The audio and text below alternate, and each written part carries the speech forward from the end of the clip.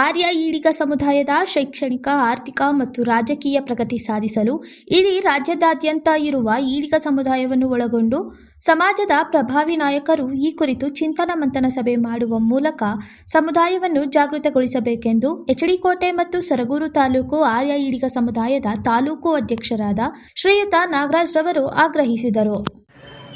ಸಮಾಜದ ಬಂಧುಗಳಲ್ಲಿ ನನ್ನದೊಂದು ವಿನಂತಿ, ಚಿಂತನ ಮಂಥನ ಕಾರ್ಯಕ್ರಮವನ್ನು ಸಮಾಜದ ಮುಖಂಡರು ಮಾಡಬೇಕು ಅಂತ ಈ ಸಮಯದಲ್ಲಿ ನಾನು ಕೇಳ್ಕೊತಾವೆ.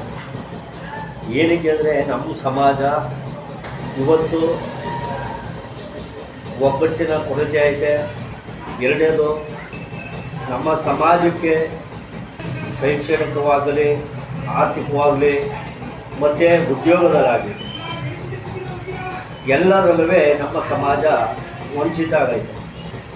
ಆ ಉದ್ದೇಶದಿಂದ ನಮ್ಮ ಸಮಾಜನ ಸಂಘಟನೆ ಮಾಡಲು ಚಿಂತನ ಮಂಥನ ಕಾರ್ಯಕ್ರಮನ ಹಮ್ಮಿಕೋಬೇಕು ಅಂತ ರಾಜ್ಯದ ಉದ್ದಗಲಕ್ಕೂ ಪ್ರತಿಯೊಂದು ಜಿಲ್ಲೆಗಳಲ್ಲಿ ಚಿಂತನ ಮಂಥನ ಕಾರ್ಯಕ್ರಮವನ್ನು ಮಾಡಬೇಕು. ಈಡಿಗ, ಬಿಲ್ಲವ, ಪೂಜಾರಿ, ನಾಮದಾರಿ, ತೀಯರ್ ಒಟ್ಟು 26 ಒಳಪಂಗಡ ಸೇರಿ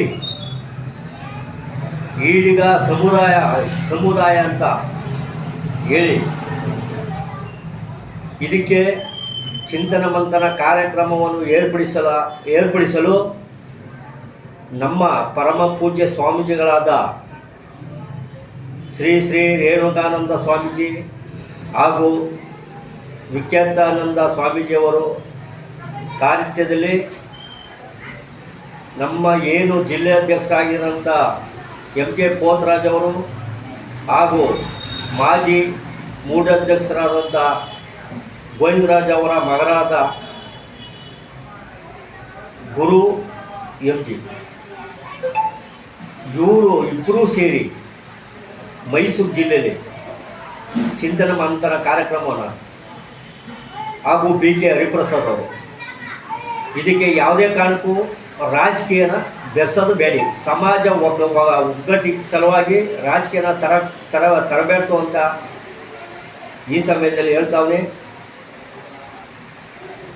ಮುಂದಿನ ದಿನಗಳಲ್ಲಿ ನಮ್ಮ ಸಮಾಜಕ್ಕೆ ಎಲ್ಲ ಥರದ ಅನುಕೂಲನೂ ಸರ್ಕಾರದ ಸವಲತ್ತುಗಳು ಸಿಗಬೇಕು ಅಂತ ಈ ಚಿಂತನ ಮಂಥನ ಕಾರ್ಯಕ್ರಮನ ಕಡ್ಡಾಯವಾಗಿ ಮಾಡಲೇಬೇಕು.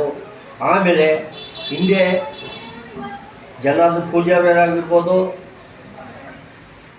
ಸನ್ಮಾನ್ಯ ಬಂಗಾರಪ್ಪ ಅವರಾಗಿರ್ಬೋದು, ಆರ್.ಎನ್. ಜಾಲಪ್ಪ ಅವರಾಗಿರ್ಬೋದು, ಕಾಗೋಡು ತಿಮ್ಮಪ್ಪ ಅವರಾಗಿರ್ಬೋದು, ಇವರಿದ್ದಾಗ ನಮ್ಮ ಸಮಾಜಕ್ಕೆ ನಮಗೊಂದು ಬಲ ಇತ್ತು. ಈಗ ಅವರಿಲ್ಲದ ಕಾರಣ ನಮಗೆ ಈಗ ಯಾರನ್ನ ಕೇಳಬೇಕು, ನಮ್ಮ ಸಮಾಜದಲ್ಲಿ ಯಾರು ಮುಖಂಡರು ಅನಿಸ್ಬಿಟ್ಟೈತೆ.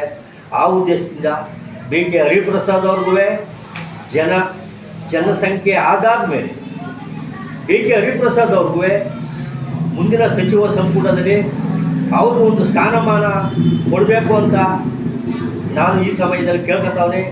ಇದಕ್ಕೆ ಮುಖಂಡಗಳು ಪೋತರಾಜ್ ಅವರು ಸ್ವಾಮೀಜಿಗಳು ಮತ್ತು ಜೊತೆಯೆಲ್ಲ ಚರ್ಚೆ ಮಾಡಿ ಗುರುರಾಜು ಮತ್ತು ಪೋತರಾಜ್ ಅವರು ಸೇರಿ ಒಂದು ಡೇಟ್ ನಿಗದಿ ಮಾಡಿ ಮೈಸೂರಲ್ಲಿ ಇದನ್ನು ಪ್ರಾರಂಭಿಸಬೇಕು ಅಂತ, ಚಿಂತನ ಮಂಥನ ಕಾರ್ಯಕ್ರಮವನ್ನು ಪ್ರಾರಂಭಿಸಬೇಕು ಅಂತ ಈ ಸಮಯದಲ್ಲಿ ನಾನು ಮನವಿ ಮಾಡುತ್ತೇನೆ.